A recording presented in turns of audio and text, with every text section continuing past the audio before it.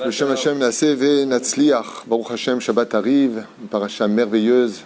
Vayetze Yaakov, la naissance des 12 tribus. On est aujourd'hui vendredi 27 du mois de novembre et déjà le 11 du mois de Kislev.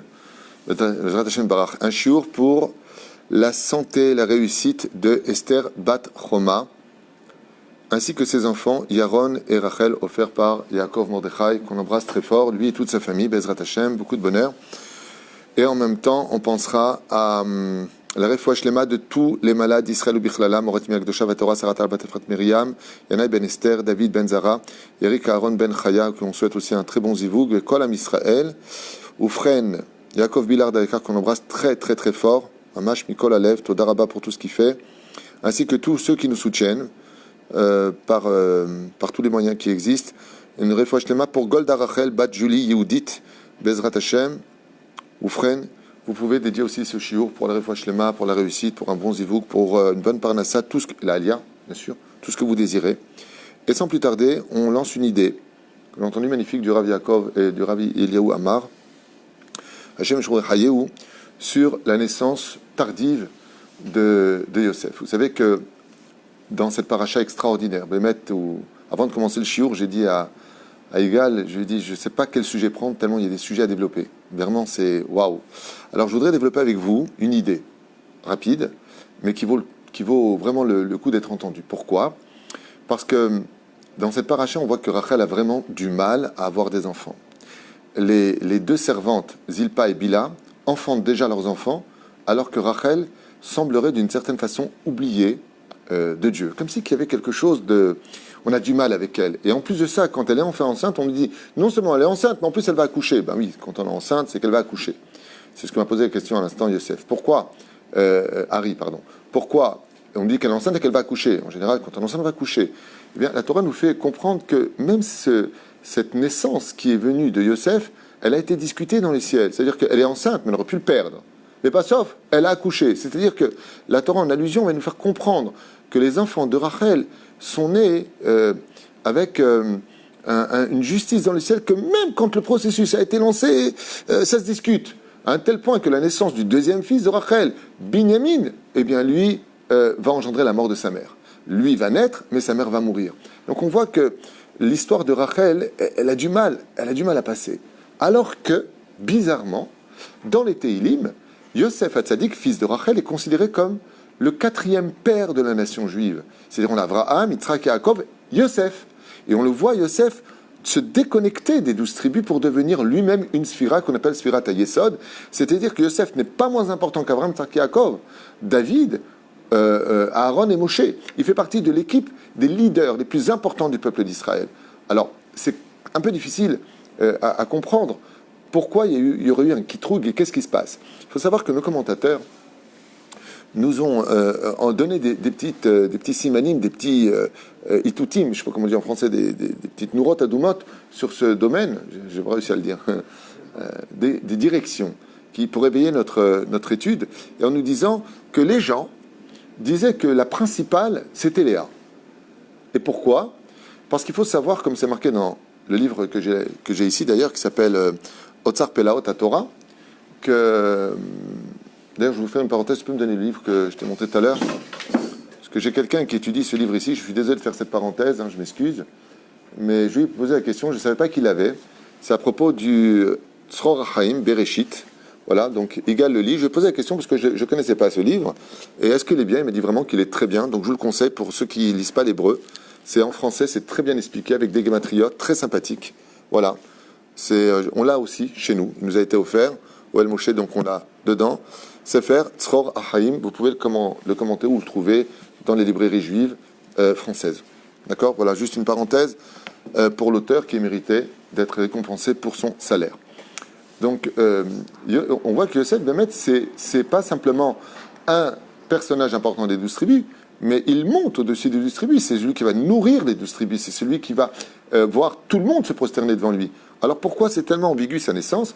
On disent les Chachamim de Yaakov que la relation qu'il a eue avec Rachel, comme c'est marqué donc dans mon livre, je le disais tout à l'heure, Otsar Pelot HaTorah, que les gens ont accusé Yaakov de ne pas être vraiment un vrai religieux. Vous savez que les Réchaïm, ils ont une pratique incroyable.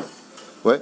Quand ils ont quelqu'un de religieux dans la famille ou dans leur relation, Ce qu'il cherche, c'est que le défaut. Tout ce qui fait de bien, c'est normal, tu es religieux. Mais s'il a le malheur de faire un faux pas, de regarder un petit film, parce qu'il était fatigué ce jour-là, qu'il n'était pas bien, d'avoir fait Bitul Torah, d'avoir été bronzé, il y avait une femme qui était pas trop loin de lui avec une mechitza, mais la mechitza n'était pas vraiment un peu haute. Les moindres détails, c'est « Ah, voilà le religieux ».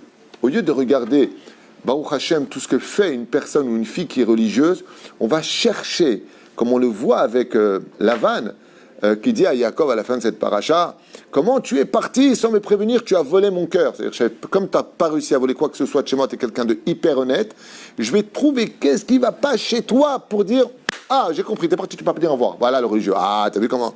Je me rappelle une fois, j'étais avec une personne, que Dieu le bénisse. J'étais avec une personne et j'étais vraiment très pressé. Et on marchait ensemble, j'ai commencé à avancer le pas. Et quand j'avançais le pas, donc c'est une personne qui m'a reçu chez lui, on a fait 8 jours de séminaire chez lui, c'était en Guadeloupe, et vraiment extraordinaire ce monsieur. Nicole a pris note.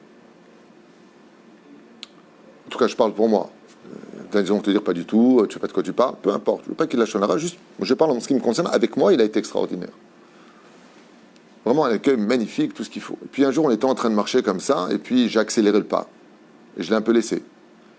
Et lui-même me disait, franchement, que mes shiurim le changeaient, qu'on avait vraiment une amitié très forte.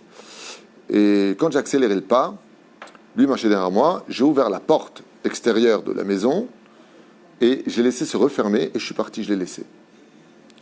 Quand il est arrivé dans la maison, il m'a regardé comme ça, il m'a dit, il faut que je te dise quelque chose.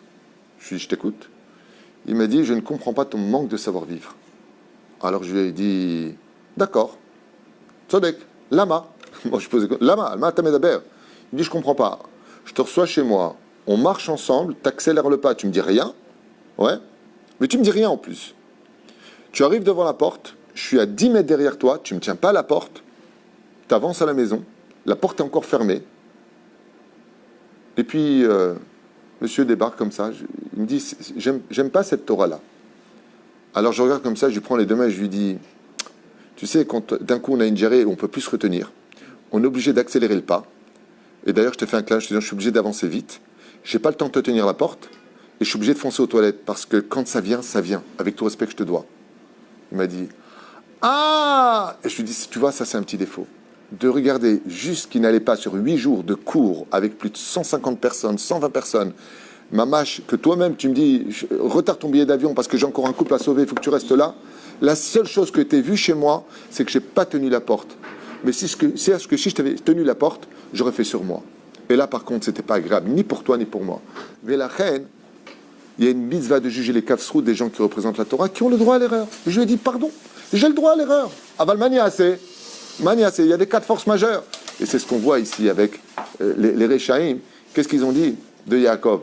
Comme il a vu Rachel et qu'il l'a embrassé, et que Rachel était tellement pudique qu'elle avait non seulement un drap sur le visage, elle n'était pas mariée, elle se couvrait déjà les cheveux, elle avait une capuche, comme ça dit le Ben Ishraï, elle avait 5 vêtements au-dessus de sa tête. Qu'est-ce qu'a fait Yaakov Avinu? Il lui a embrassé au-dessus des vêtements, il n'y a aucun issour, au-dessus des vêtements, il n'y a pas d'issour. Qu'est-ce qu'on dit les gens de lui? Regardez, soi-disant le fils de Yitzhak et d'Abraham, l'homme pieux, il embrasse déjà des femmes, il chachechou au tobé, arayot, comme ça c'est marqué ici. Il disait de lui que c'était un homme à femme. Comment est-ce qu'un homme qui se dit être religieux, il l'embrasse? Ben Ishraï dit Mabaya. Rabbi aussi dans la Gemara, quand il y avait une kala, il la prenait sur la chaise. Il était très fort. Il levait la chaise sur son épaule et la kala était sur la chaise. Ben, il y avait une mechitza entre eux. D'accord? Parce que leur niveau à eux, ils sont tellement loin de ces domaines-là que le Rav Kadouri, quand il y avait une femme qui faisait le bracha, il mettait sa main sur sa tête, carrément. D'accord? Peut-être avec une kippa, il prenait dans sa main ou un foulard. Mais à leur niveau, ils sont tellement élevés que la seule chose que tu sais, moi j'ai vu une fois le Kadouri, comme ça, quelqu'un m'a dit, j'ai vu une fois le Rav Kadouri, il a posé sa main sur une femme. Parle du Rav Kadouri, 108 ans, il est mort, de quoi tu parles? Et c'est pareil avec nos enfants, ils viennent de la yeshiva, les pauvres. Ils ont étudié 12 heures par jour. Déjà, ils ont pris plein la tête à la yeshiva. Voilà. Il y a un enfant qui vient, il vient de se faire envoyer de la yeshiva parce que le pantalon qu'il avait, il n'était pas assez long. Il arrivait en dessous les genoux, il faut qu'il aille jusqu'en bas. 2 semaines renvoyé. Donc le mec, il rentre chez lui, mettant à la maison, pour ça, hein. Alors qu'en Tunisie, on appelle ça les sarwals et que tout le monde se promenait comme ça. Mais c'est comme ça. C'est qu'est-ce qui ne va pas? Entre religions, on se regarde qu'est-ce qui ne va pas et jamais ce qui va. Et ça, c'est un défaut du Yetzer Hara. Moi, je dis que tous ces gens-là, qui ne recherchent que les défauts chez les gens qui sont dans la Torah, c'est les fils de Lavan. Parce que c'est exactement ce que nous marque cette paracha de la semaine. Ah, tu m'as volé mon cœur, t'es parti sans me le dire. Mais je rêve.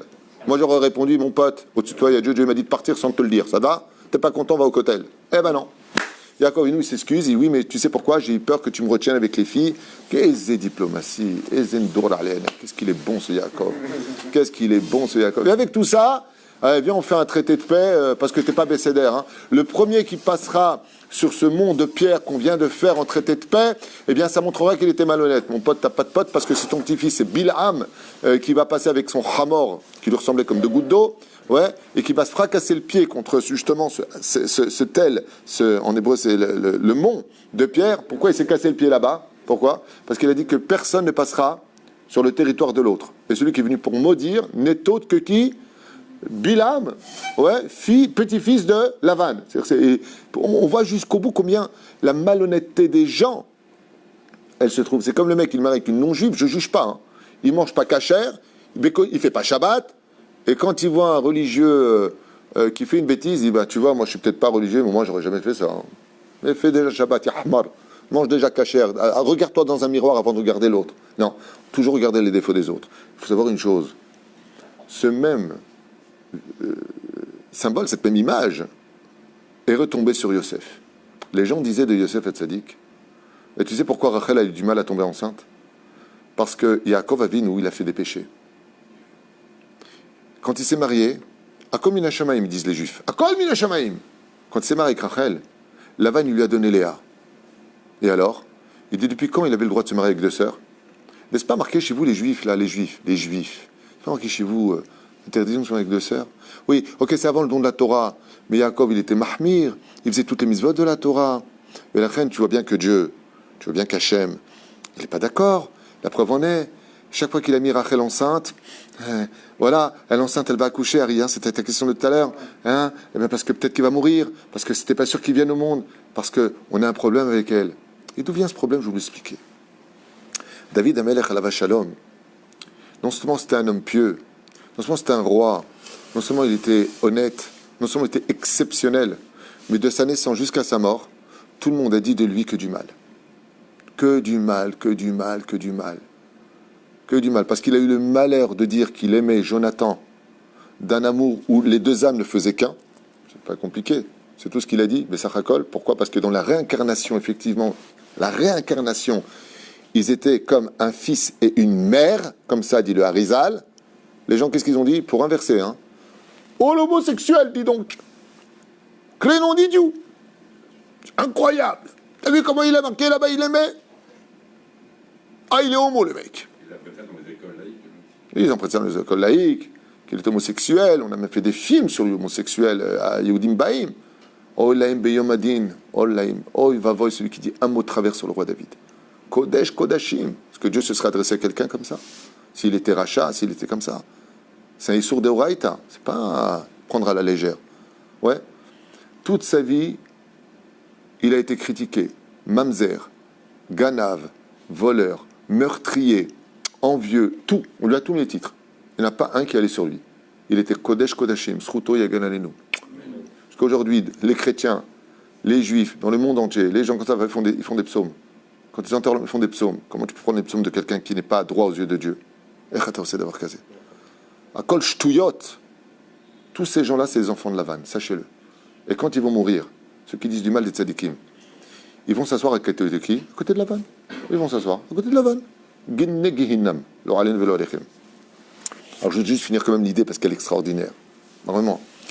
Il dit comme ça hein, que David Amelech Alav Shalom, quand il a créé son armée, c'est aussi un grand conquérant, un grand défenseur d'Israël, et pas qu'avec la parole, il ne fallait pas le chauffer. Eh bien, il choisissait son armée. Et qui choisissait? Dans l'armée d'Israël, comme je vous l'ai déjà dit, que des tzadikim.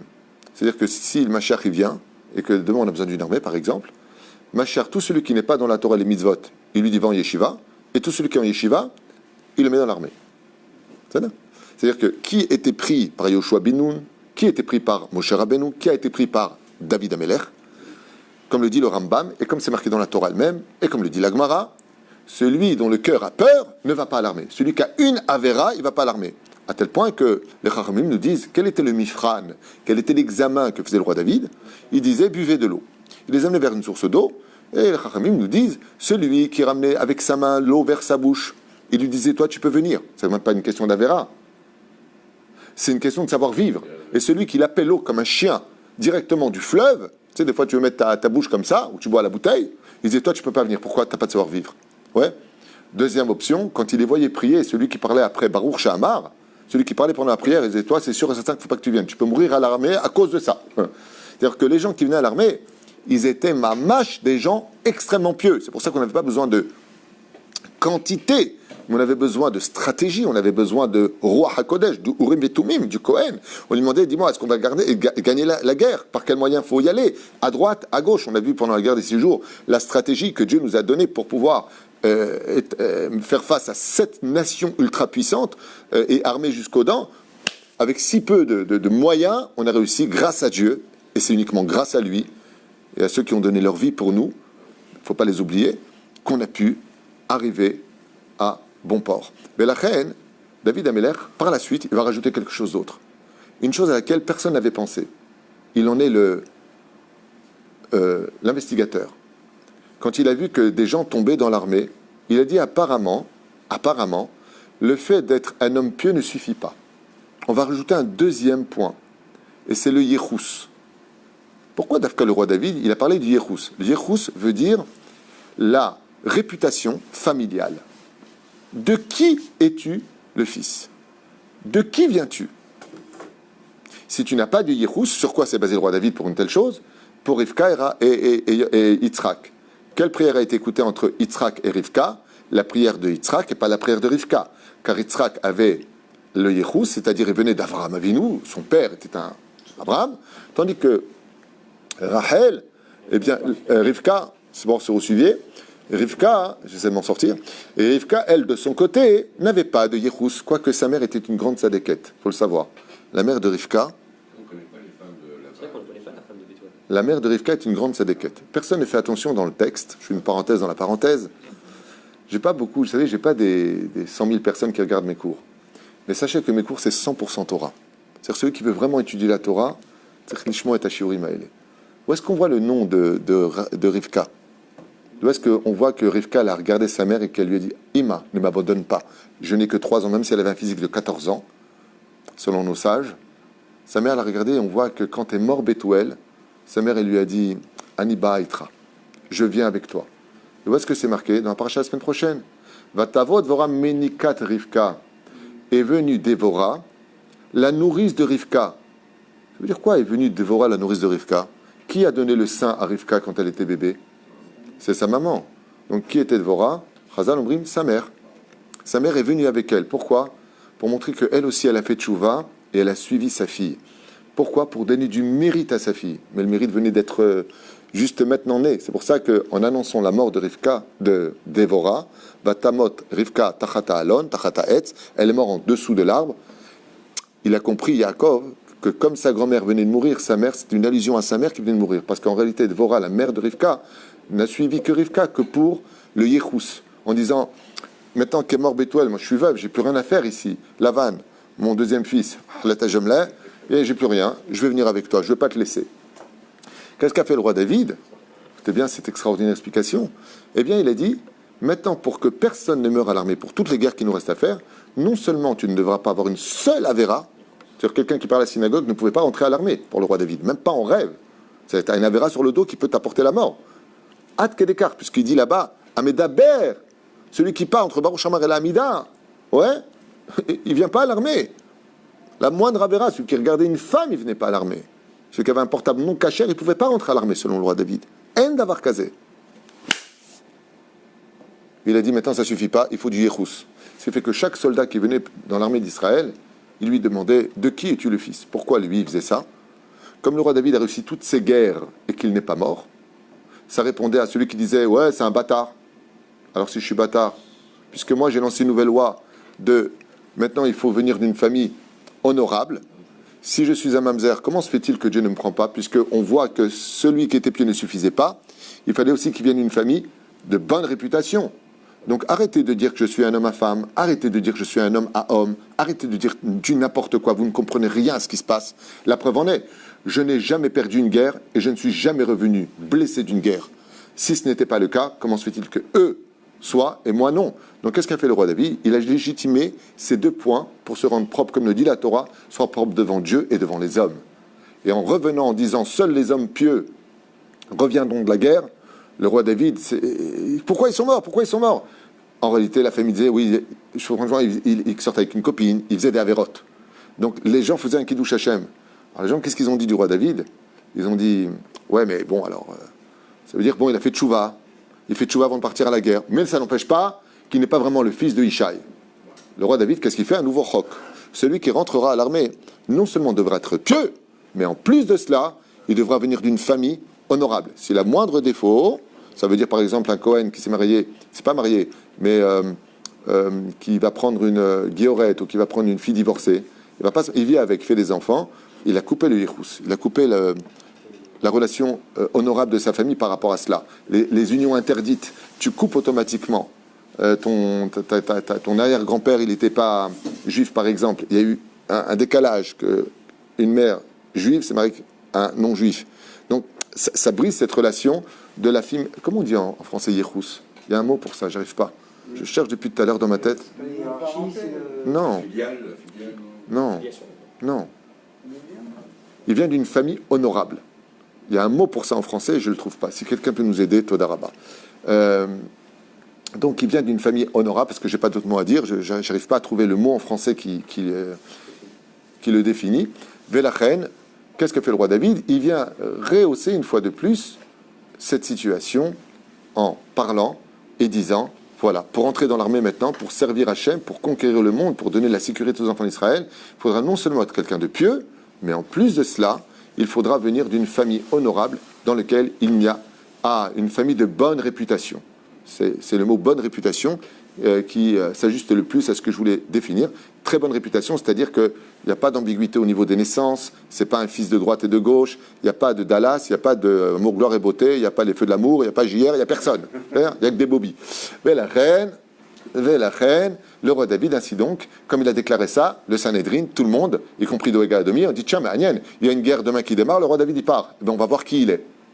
Puisque maintenant on a fait cette loi. Et quand le roi David est revenu, ils ont tous été obligés d'admettre que le roi David était un homme non seulement pieux, non seulement cachère, mais qu'en réalité, il était vraiment le fils de Ishaï. Alors vous allez me poser la question maintenant, quel rapport, dans la dynastie honorable de laquelle il venait, quel rapport avec Yosef Hatzadik?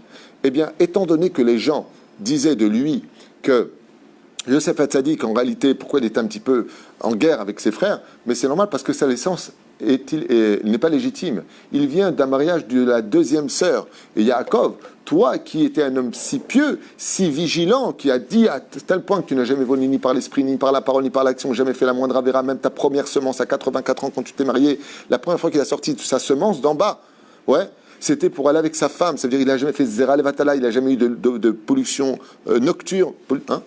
Pollution nocturne. Rien. Un homme tellement parfait.